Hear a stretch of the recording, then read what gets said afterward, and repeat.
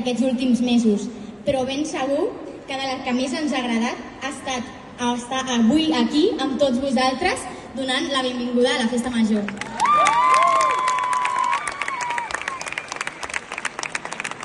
El més curiós de tot és que jo crec... Bueno, hauríem de començar una mica explicant com ens vam conèixer, no? Estaria bé.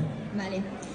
El que dèiem. El més curiós de tot és quan vam entrar al programa, que ja començaven els primers assajos, el Carlos i jo ens vam conèixer fent les típiques preguntes, com per exemple, d'on ets? I la primera sorpresa va ser que hi havia 2 concursants per primera vegada a Eufòria de Sabadell. I per partida doble, a sobre. Però és que a sobre ja va ser bestial, perquè evidentment quan trobes algú de la mateixa ciutat, la següent pregunta, òbviament, sempre és i a quina escola vas anar, no? Justament dona la casualitat que vam anar els dos a la Sagrada Família, o sigui que ens retrobàvem allà i vam dir com, que fort. I ens hem trobat a Eufòria, no, de cop? Ja, quina casualitat. Vale. La veritat que va ser una gran sorpresa, però a la vegada també va ser molt pràctic. Quedar molt d'hora al matí a l'estació de Sabadell Nord per agafar Renfe, tornar també junts comentant la jugada. Com us imagineu, hi havia dies molt feliços i d'altres que no ho eren tant, i la veritat tenir el suport del Carlos va ser una gran sort. I el de la Natàlia, òbviament, una persona espectacular.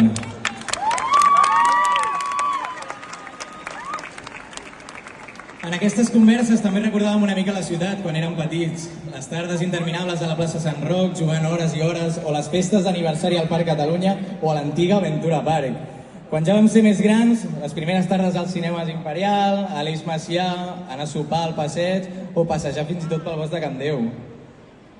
Mira, jo, Carlos, recordo perfectament quan era molt petita sortir de l'escola i comprar el berenar i venir cap aquí corrents per passar la tarda tots els divendres, com a norma, aquí davant, al parc de l'Ajuntament. I estem aquí.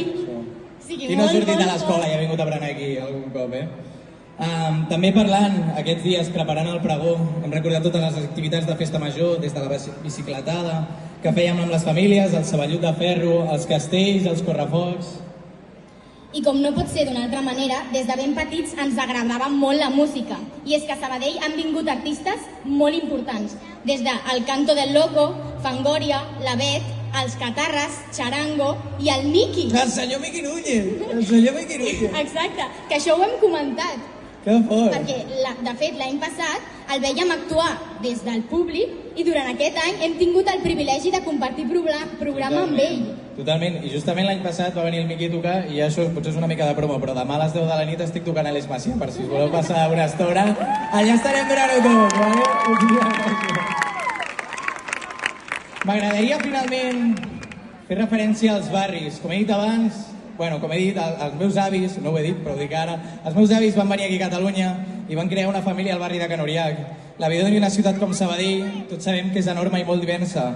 I realment m'encanta la Festa Major perquè tots, des de Creu Alta al centre, com també Campo Amor, Can Puiggener, Torromeo, Can Rull, La Planada, tots aquests barris que hi ha, ens reunim per celebrar tots junts aquests dies tan rellevants per la ciutat. Només vull dir que visca Sabadell, però sobretot visca els barris i la gent que hi viuen, que són persones espectaculars.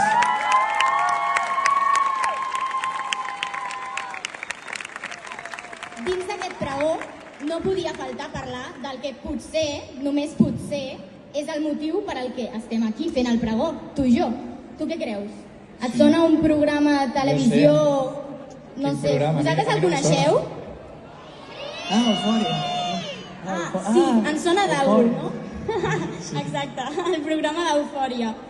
I, bueno, primer de tot, agrair moltíssim a totes les persones, a totes les famílies, que divendres rere divendres, a cada gala, ens heu donat suport amb un simple gest. Obrir la televisió i gaudir amb nosaltres d'una bona estona. De veritat, ens heu fet molt feliços i gràcies per deixar-nos entrar a casa vostra. Moltíssimes gràcies, de veritat.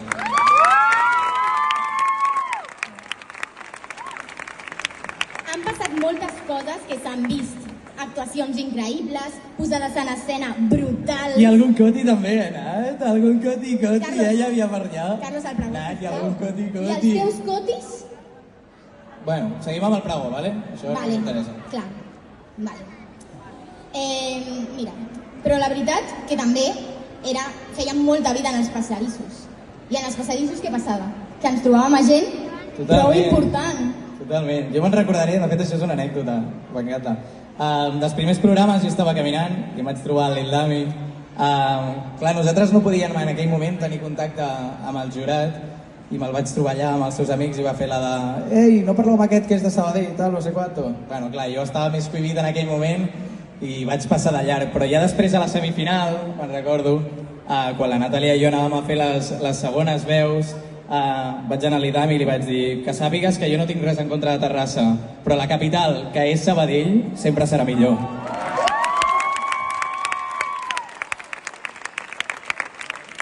En el meu cas, recordo perfectament en els càstings el moment just en els que ens acabaven de dir a tu i a mi que havíem entrat en el programa. El Jordi Cubino, el famós Jordi Cubino, es va apropar a mi per dir-me que ell també era de la ciutat. I em va dir, 2 concursants de Sabadell, a veure què passa. Tot i que la veritat jo crec que competitivitat és l'últim que hem sentit. No, l'únic que hem fet és compartir, jo crec que és molt maco. Exacte. I vosaltres també compartiu, que jo crec que és molt maco abraçar-vos entre vosaltres i preocupar-vos pels altres. Jo crec que és molt maco. Per acabar, m'agradaria explicar una petita anècdota, una petita història.